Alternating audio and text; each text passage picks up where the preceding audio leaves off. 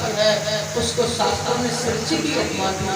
देखो माता, अगर आप यहाँ पर सुनीति के अनुसार काम करती हैं, अगर आप सुनीति के अनुसार अपने ग्रस्त जीवन में चलती हैं, तो आपके गर्भ से एक यानी कि ध्रुव जैसा उत्तम यानी कि ऐसा अविनाशी पुत्र होगा जो कभी भी मिटने वाला नहीं है, उसका नाम कभी भी मिटने वाला नहीं है।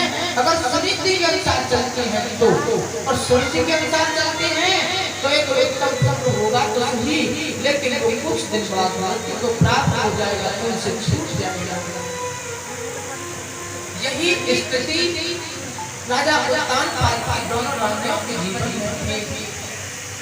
बड़ी रानी है ना सुनीति, उसका एक बालक था जिसका नाम था ध्रुव, और छोटी रानी सृष्टि का भी एक बालक है जिसका नाम था उत्तम। एक दिन की बात, एक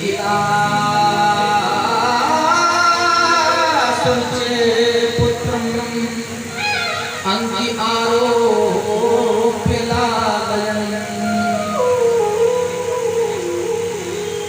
उत्तम नारो रचंत ध्रुवम राजा।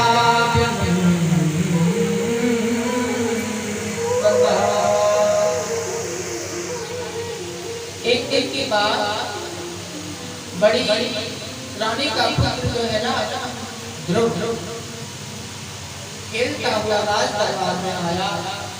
आकर के क्या देखता है कि राजा छोटी रानी सृष्टि के पुत्र उत्तम को गोद में खिला रहा है। इसके मन में भी अभिलाषा हुई और ऐसी अभिलाषा लेकर के सिंहासन पर चढ़ जाता है। जब ये बात छोटी रानी ने देखी, ये राजा उत्तानपाद जो था ना छोटी रानी के पास रहता था, उसी के महलों में रहता था, उसी से प्रेम करता था, यानी कि उसके बस में था। बड़ी रानी दूसरे महलों में रहती थी। अब उसका बालक खेलता हुआ दरबार में आ गया, पिता की गोदी में चढ़ गया। जब दूसरी रानी मौसी सृष्टि ने देखा तो इस बालक का हाथ पकड़ करके सिंहासन से नीचे उठा करके फेंक दिया और कहा, अरे बालक, तुझे इस गद्दी पर बैठना है तो उसके लिए तो तुझे मेरी कोख से जन्म लेना होगा, और मेरी कोख से जन्म लेने के लिए तुझे परमात्मा की आराधना करनी पड़ेगी और वर मांगना पड़ेगा। मुझे मेरी मौसी के गर्भ से जन्म मिले और फिर मरना पड़ेगा, और मर करके फिर मेरे गर्भ में आकर मेरे पेट से जन्म लेना पड़ेगा, तब इस गद्दी पर बैठ सकता है। कैसी अद्भुत बात सज्जनों, इसने भक्त का काम किया, नन्हे से बालक का काम किया। ये बालक बोलता हुआ माँ के पास आया, माँ को सारी बात बताई। तो देखो माँ रो पड़ी। माँ ने रो करके एक ही बात कही, क्यों? क्योंकि वो सुनीति है, सुनीति सुंदर नीति वाली, शास्त्र के अनुसार करने वाली।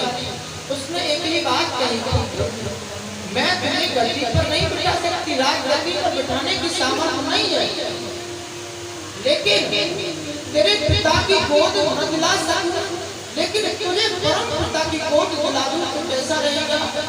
माँ, मुझे परम पिता की गोद कैसे मिलेगी? आज उसने बता दिया, जा उस जंगल में जाकर के उस परम पिता परमात्मा का भजन कर, तुझे उस परम पिता परमात्मा की गोद मिल जाएगी। बड़ा सुंदर उपदेश देती है ये माता सुनीति अपने पुत्र को। देखो, माता हो तो सुनीति जैसी हो, माता हो तो मदालसा जैसी हो, माता हो तो गोपीचंद जैसी हो। पुत्रवती जीवती जग सोई, रघुपत भगत जास सुत होई। देखो माताओं, ऐसा लिखा है रामचरितमानस में कि वही माँ माँ कहने के योग्य है जिसका बेटा संत है, जिसका बेटा ज्ञानी है, जिसका बेटा योगी है, जिसका बेटा भगवान का भक्त है, वही माँ माँ कहने के योग्य है। धन्य है इस माँ के लिए, इसके लिए त्रिनिधि के लिए जो अपने नन्हे से बालक को भक्ति का उपदेश देकर के भगवान का परमात्मा का भक्त बना देती है। धन्य है माँ मलालसा के लिए जो अपने पुत्रों को पालने में उपदेश दे देती है। माँ मलालसा के गर्भ से जैसे ही जिस बालक का जन्म होता है, माँ मलालसा क्या करती थी, उस बालक को पालने में बिठाती और पालने को उपदेश करती है, हे बेटा तू शुद्ध है, तू मुक्त है, तू नित्य है। और परिणाम ये निकलता था माताओं, वो बालक उनके ऊपर ऐसा प्रभाव पड़ता था कि वो सभी बालक अपने जीवन में संत हो जाते थे, महात्मा हो जाते थे और घर छोड़ करके चले जाते थे। धन्य है माँ मलालसा के लिए जो अपने पुत्रों को महात्मा बना देती है। धन्य है माँ सुमित्रा के लिए जो अपने पुत्र लक्ष्मण को भक्ति का